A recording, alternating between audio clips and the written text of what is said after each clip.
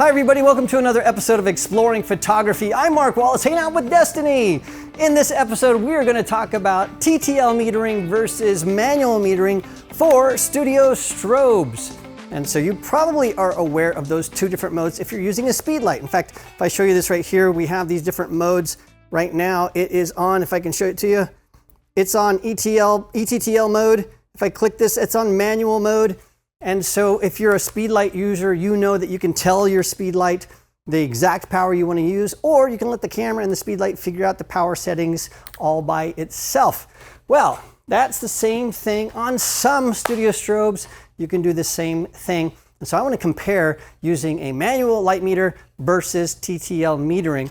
And to begin with, let's understand how TTL metering works and why most people don't use it with studio strobes. So first of all, what is TTL metering? Well, TTL means through the lens metering. So here's how it works. If you have a light, it could be sunshine, it could be a window light, it could be a big studio strobe, it could be an LED light, it doesn't matter, any kind of light. What happens is that light goes all the way to the subject. It bounces off the subject, it could be a person, a scene, it doesn't matter, bounces off that thing, and then it goes through the lens metering into our camera. The camera's built-in light meter figures out the correct exposure, and then when you click the shutter release, the shutter opens and you get a correct exposure. In the studio, most photographers don't use TTL metering because it doesn't work. You have to use a light meter. So let me explain why it doesn't work for all lighting setups in a studio. So the way this works is when you push the shutter release halfway down, the light comes in, bounces off whatever you're metering, comes through the lens, the camera figures out the correct exposure, and then when you press the shutter release, the shutter opens, the correct exposure is made, and then it closes. But what happens is, if you have a DSLR camera, when you press the shutter release, the mirror flips up and it blocks the built-in light meter, and then the shutter opens, and the flash only fires when that shutter is open, meaning that the built-in light meter can't see the light from a flash. If you have a mirrorless camera, it's similar. So the shutter is open, the sensor is metering the light, but when you trigger the camera, when you press the shutter release, that shutter closes and then opens, the flash fires, and because the meter is turned off at that point, again, the camera's built-in TTL metering can't see the light from the flash because it starts and stops when the light meter built into our camera is no longer functioning. It's blind to the light from the flash. So how does TTL metering works? Well, it works because the flash doesn't just fire once in TTL mode, it fires twice. To demonstrate this, I'm going to sort of slow everything down and show you exactly how that happens. Let's talk about those two flashes. There is a pre-flash and a normal flash. And so I'm going to try to illustrate this. Hopefully this will sync with my video camera's shutter speed, but watch what happens when I press the shutter on my camera with the speed light.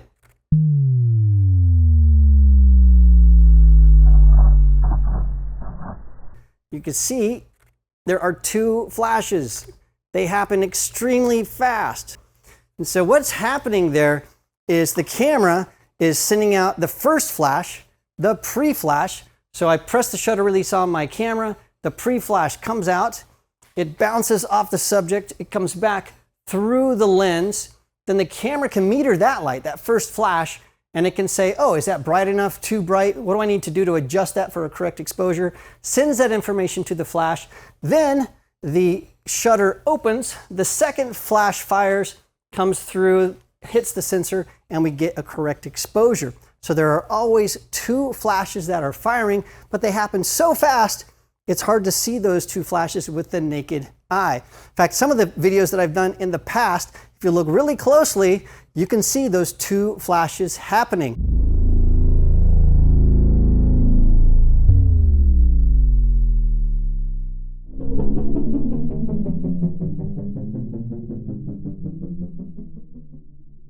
Now I did this with a speed light, but with a lot of newer studio strobes, I'm going to grab that from you, you can put them in TTL mode.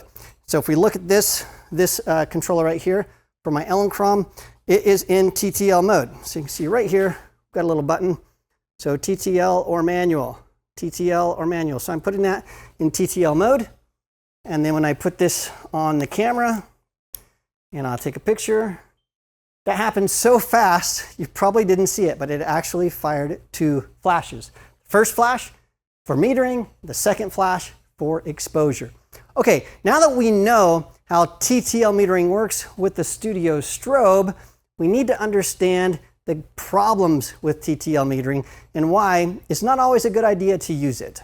Let's talk about some of the issues with through the lens metering. So to illustrate the problems, I have set up a totally black panel and a totally white panel side by side, and I want to show you how the built-in meter of my camera works. Now this is true of a Sony or Nikon, a Fujifilm, a Mamiya. It doesn't matter the brand of camera. All cameras have this same issue. So let me show you what is happening.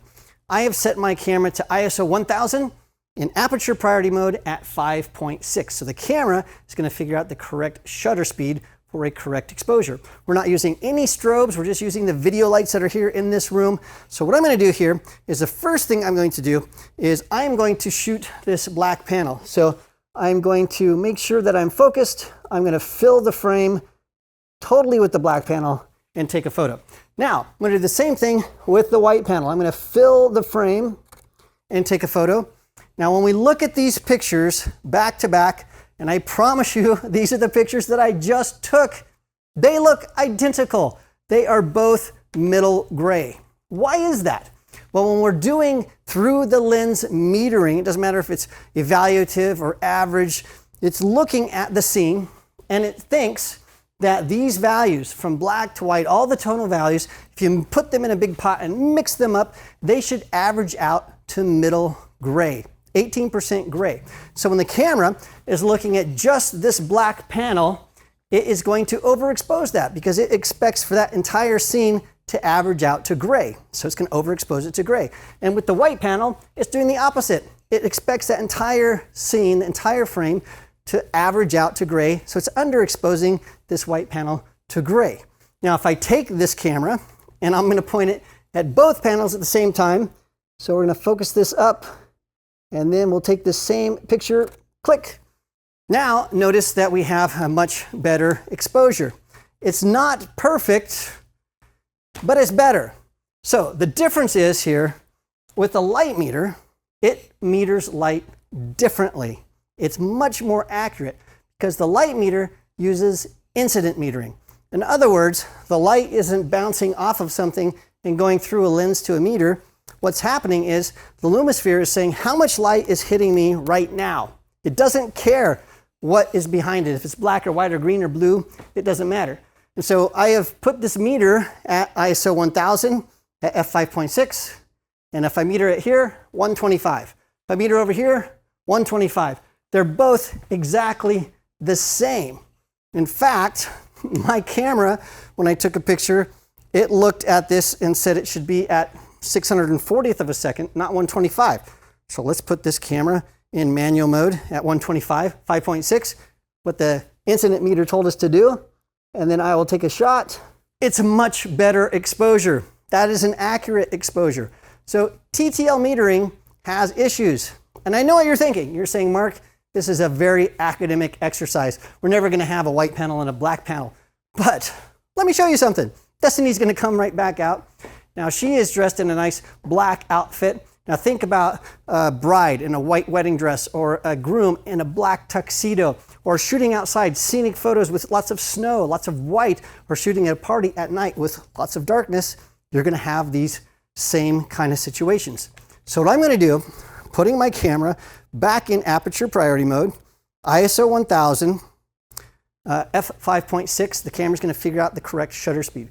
So Destany is on the black panel, and I am going to take a photo of her, and that is, the camera thinks the shutter speed should be 200. Now we're going to shoot on the white panel, and the camera thinks that the exposure value should be 400. So one stop difference between these two, even though we had Destany in both images. And when we look at this, look at the exposure on Destiny's face. it is radically different. On one side, it is twice as bright than on the other because our built-in meter is getting things wrong. So a handheld meter is much more accurate, and that is one of the reasons that photographers in the studio choose not to use through the lens metering, because it's not as accurate as using a light meter. Now, there's one more issue that we need to cover. We're going to get to that next. In addition to the problems with exposure, there is one big TTL issue, and that is if you're wanting to freeze motion, there's a delay. So don't forget, if you have a speed light or if you have a big studio strobe that's using TTL mode, there's that first flash that has to figure out the correct exposure, and then the second flash to get the correct exposure. And so if you're trying to freeze things that are moving really quickly, like water splashing, you're trying to freeze a mountain biker ripping through the mountains, something like that, that short delay, those milliseconds, can be huge. And so I don't recommend TTL mode if you're trying to freeze motion. Shoot everything manually with a light meter. Okay, now that we know about the problems with exposure and the delays, let's talk about ways to solve those problems. So Destany, come back out. Now we're going to keep this sort of academic with our black and white wall here so we can really drive things home. I have this nice round softbox here. It's a nice light motive. This is an Elinchrom ELC 500. It's in TTL mode.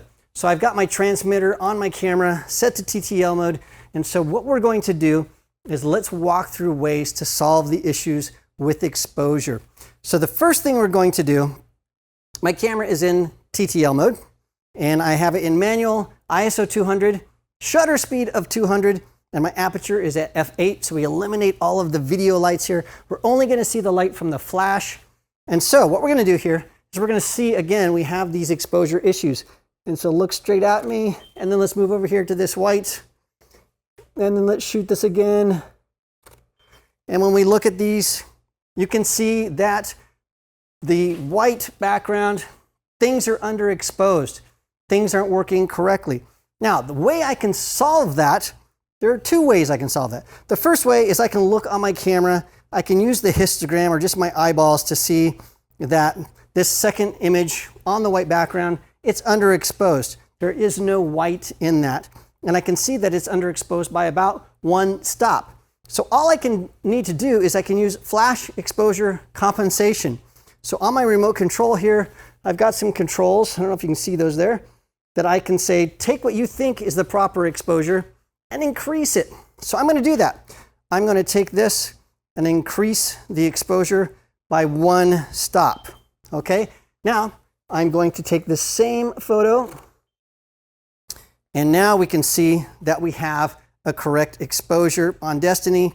That's what we want. So we have to use a little bit of brain power to say, my camera, it's sort of dumb. It's not exposing correctly. Let's use flash exposure compensation so it knows it needs to expose that white as white, not as gray. Okay, flash exposure compensation, probably the easiest way to fix issues.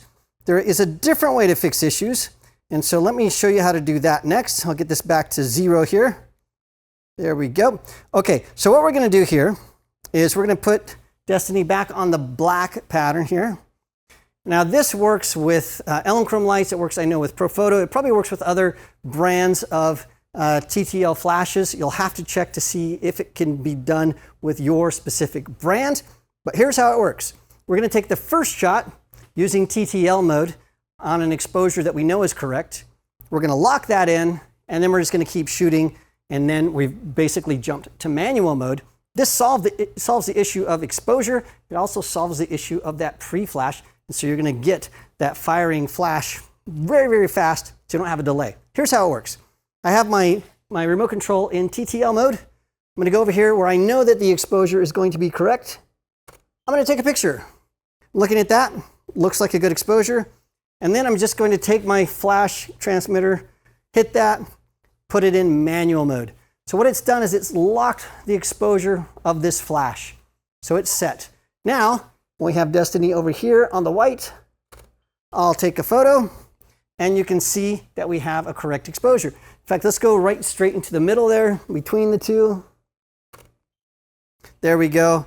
We can see, oh, that looks pretty cool. I just got an idea for a new photo shoot. But you can see that the exposure of that flash is the same no matter where she is moving. We've locked the flash into manual mode, and that works great.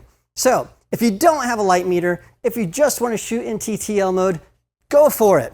Just remember that things are going to be a little bit slower, and you have to make sure that you pay attention to your exposures so that you can manually correct things if the camera gets them wrong.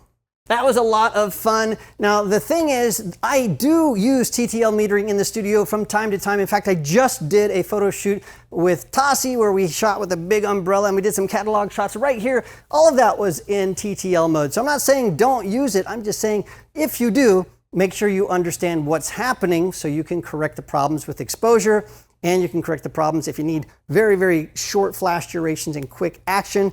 Maybe you need to put your flashes in manual mode instead of TTL mode. But I think once you've seen this, try it out for yourself. Tag me, show me the pictures that you've shot. Tag me on Instagram or Facebook or wherever your socials are. I'd love to see your work. In fact, if you want to see some spectacular work, I have included Destany's Instagram in the description of this video, so check that out. She's got some really spectacular portraits. I absolutely love them. Also, if you have questions or comments or suggestions for new videos, please leave some comments so that we know all about that. Give us a like and subscribe, turn on notifications, all of that kind of stuff. Thanks so much for joining me, and I will see you again next time.